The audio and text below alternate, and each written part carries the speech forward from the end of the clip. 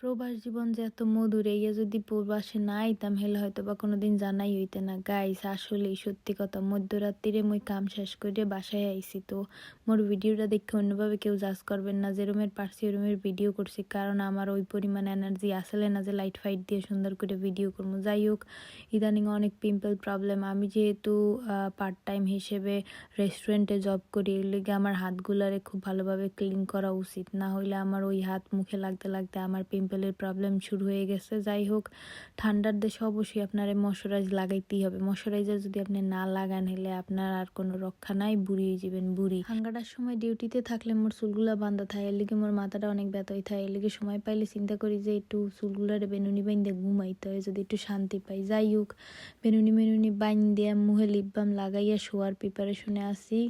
আমার শরীরটা খুব খারাপ, জ্বর জ্বর ভাব, ওষুধ খাইলাম। কি আর করার, বিদেশি জীবন, কষ্ট করে কাম তো চালাইয়েই যেতে হবে। সবাই ভালো থাকবেন, আল্লাহ হাফেজ।